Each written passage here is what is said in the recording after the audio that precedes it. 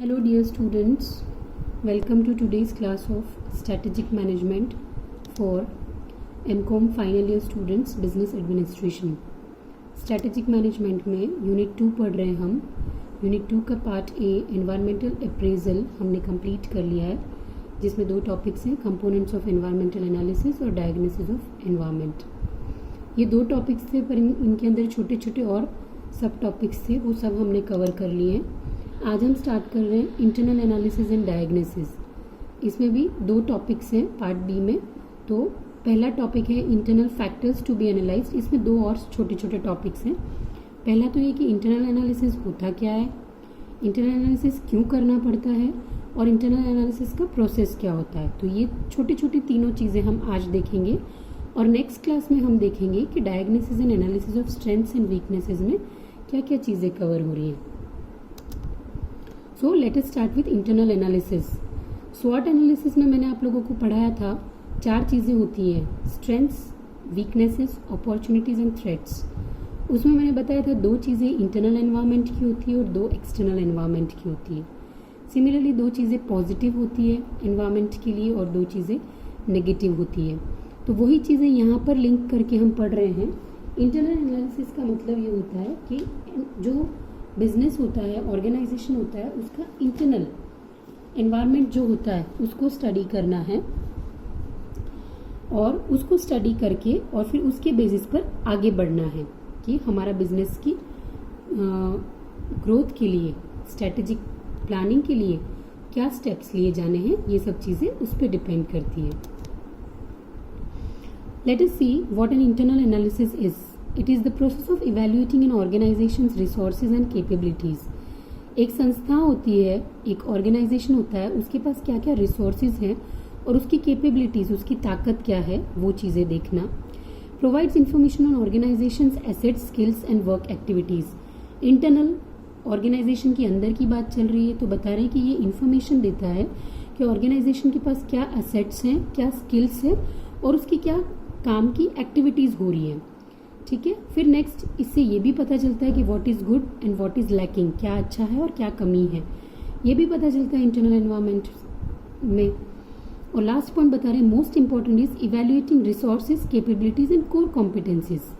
जो हमने ऊपर देखा कि मोस्ट इंपॉर्टेंट होता है इंटरनल एनालिसिस में कि ये चीज़ इवैल्यूएट करते हैं कि उसके रिसोर्सेज क्या हैं, कैसे हैं, कितने हैं. ठीक है. उसकी कैपेबिलिटीज़ क्या है कंपनी की, और उस कंपनी की कोर कॉम्पिटेंसीज मतलब उसकी ताकत, उसकी शक्ति, मेन जो होती है पावर, वो क्या है.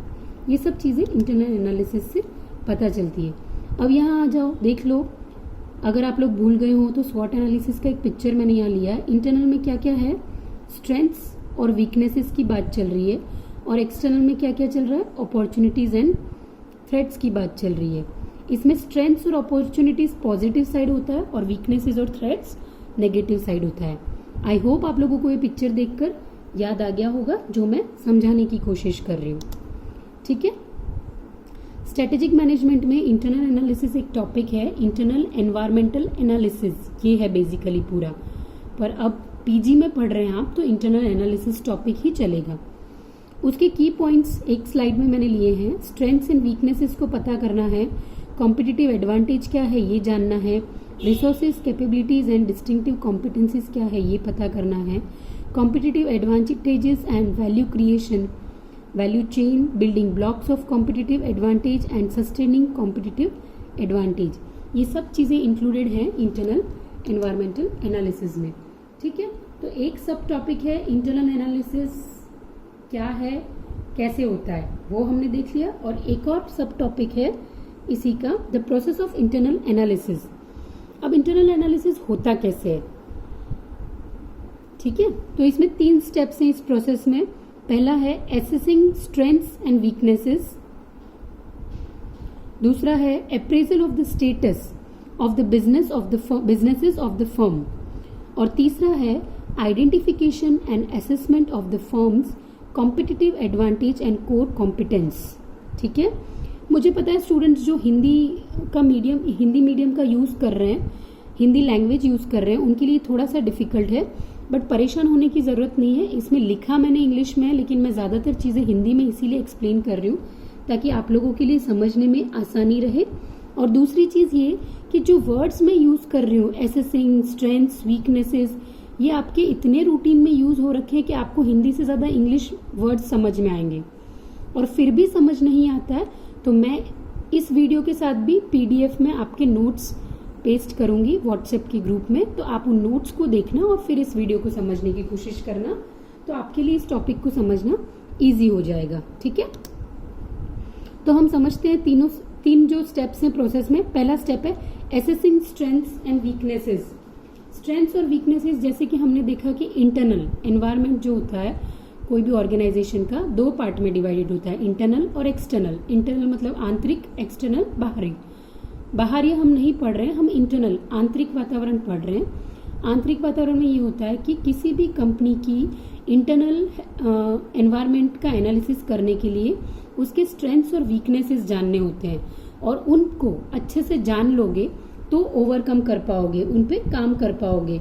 आप सिंपल सा एग्जांपल ले लीजिए कि आप अपने अंदर की बात ले लीजिए। आप एक ऑर्गेनाइजेशन हो, आपके अंदर इंटरनल कोई प्रॉब्लम है, अगर आपको ये पता चल गया कि आपके अंदर क्या प्रॉब्लम है तो आपकी 50% प्रॉब्लम सॉल्व वही हो गई, क्योंकि आपको आइडिया होगा कि मेरा क्या प्रॉब्लम है और मुझे क्या चीज़ ठीक करनी है मेरे अंदर।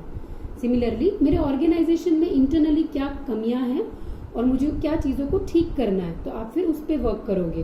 तो ये वीकनेसेस की बात आई। और स्ट्रेंथ्स, वही सेम अपने ऊपर लेकर देखो कि मेरे अंदर क्या ताकतें हैं, क्या स्ट्रेंथ्स हैं, तो वो मेरी कोर कॉम्पिटेंस हो गई। मेरी जो स्ट्रेंथ है, मेरी जो ताकत है, उससे मैं अपनी कंपनी को और अच्छा बना सकता हूँ।